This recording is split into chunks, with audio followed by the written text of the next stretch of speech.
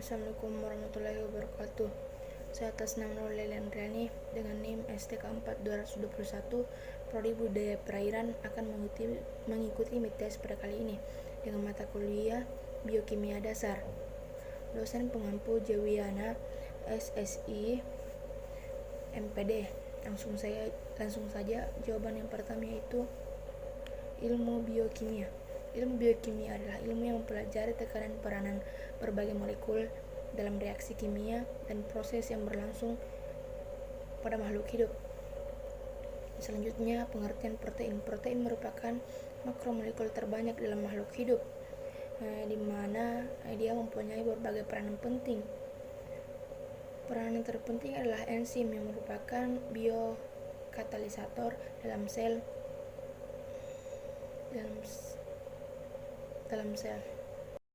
Yang kedua, arti air ialah bentuk sebagai produk metabolisme, di mana metabolisme air yang terbentuk sebagai produk metabolisme sel. Selanjutnya, yang ketiga, pengertian anabolisme, metabolisme, katabolisme berserta contohnya. Yang pertama, anabolisme. Anabolisme adalah proses pembentukan molekul kompleks yang tidak tumbuh dari sel yang lebih sederhana sehingga membutuhkan energi. Sementara katabolisme adalah pemecahan molekul kompleks yang menjadi sel yang lebih sederhana sehingga akan melepas energi di dalam tubuh. Selanjutnya, anabolisme. Anabolisme berperan secara simultan dengan katabolisme. Adapun masing-masing contohnya yaitu anabolisme fotosintesis, metabolisme enzim, dan terakhir katabolisme pemecahan karbohidrat. Selanjutnya, pengertian asam amino. Asam amino adalah protein yang sudah dipecah melalui proses metabolisme menjadi molekul-molekul kecil.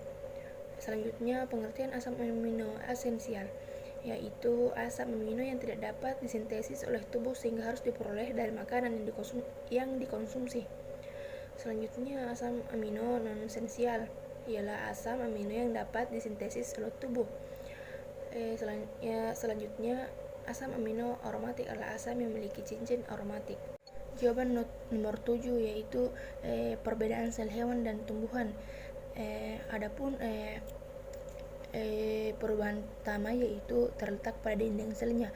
Pada sel tumbuhan memiliki dinding sel, sementara sel hewan tidak memiliki dinding sel. Adapun fungsi dari dinding sel tumbuhan berfungsi melindungi serta menunjang pertumbuhan pada sel tersebut. Suatu sel ada butiran kecil yang padat menempel di RE kasar dan menyebar di sitoplasma yang dinamakan ribosom.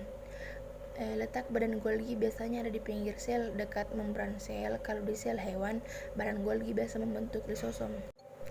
Jawaban nomor 6 yaitu yang pertama, okidoreduktase, yaitu enzim yang mengkatalisis reaksi oksidasi reduksi. Yang kedua, transferase, yaitu enzim yang mengkatalisis reaksi di mana transfer gus-gus fungsional antara dua substrat berlangsung.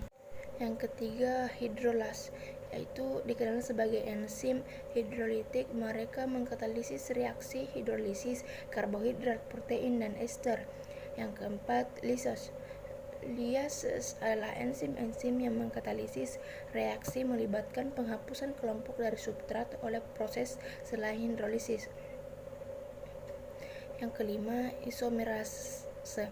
Isomerase adalah enzim-enzim yang mengkatalisis reaksi di mana interkonferensi isomer cis-trans yang terlibat. Yang keenam, yang terakhir, ligase, yaitu sebagai sintase di mana enzim yang mengkatalisis reaksi di coupling dua senyawa yang terlibat dengan memecah ikatan porisofat. Ada 4 faktor yang mempengaruhi kerja enzim, yaitu temperatur, di mana temperatur tinggi dapat menyebabkan denaturasi. Yang kedua, perubahan pH, yaitu derajat kesamaan atau kebebasan suatu larutan menyatakan logaritma negatif. Selanjutnya mempengaruhi yaitu konsentrasi enzim dan substrat, di mana interaksi yang meningkatkan laju reaksi karena jumlah kompleks enzim substrat. Yang terakhir itu inhibitor enzim, di mana molekul yang dapat menghambat bahkan menghentikan reaksi enzim dengan mengotori permukaan katalis. Pengertian mitokondria. Mitokondria punya dua lapis membran yang terdiri dari membran dalam dan membran luar. Di membran dalam ada krista dan matriks. Krista itu lipatan-lipatan ke arah dalam yang membuat permukaan membran dalam lebih luas. Selanjutnya pengertian badan mikro. Badan mikro itu bentuknya bulat, memiliki membran dan berisi kristal protein. Badan mikro ini letaknya tersebar di sitoplasma. Ada dua macam badan mikro, yaitu prokisosom dan gliksisosom. Selanjutnya pengertian asam amino.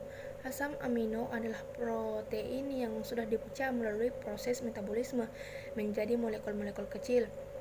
Selanjutnya pengertian asam amino esensial, yaitu asam amino yang tidak dapat disintesis oleh tubuh sehingga harus diperoleh dari makanan yang dikonsumsi. Selanjutnya asam amino non esensial ialah asam amino yang dapat disintesis oleh tubuh. Selanjutnya asam amino aromatik adalah asam yang memiliki cincin aromatik. Selanjutnya nomor 9 yaitu siklus urea. Siklus urea disebut juga siklus ornitin, yaitu reaksi pengubah amonia menjadi urea. Reaksi ini terjadi di hati dan sedikit terjadi di ginjal.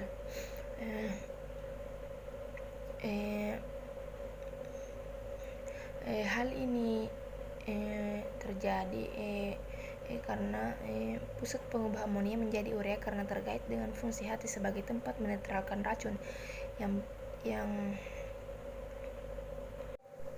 Selanjutnya nomor 8 yaitu pengertian transminasi, yaitu proses perubahan asam amino menjadi jenis asam amino lain. Proses transminasi didahului oleh perubahan asam amino menjadi bentuk asam keto secara sistematik.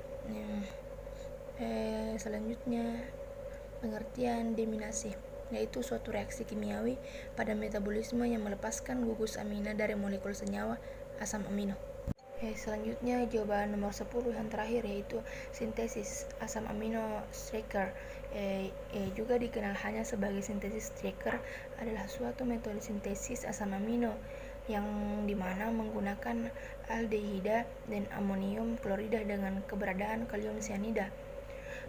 Metode ini secara komersial digunakan untuk memproduksi asam amino. Yang selanjutnya pengertian proses transkripsi, yaitu menghasilkan ARND dan ADN di dalam sel yang menjadi langkah awal sintesis protein. Selanjutnya pengertian transkripsi, yaitu bagian dari rangkaian ekspresi genetik.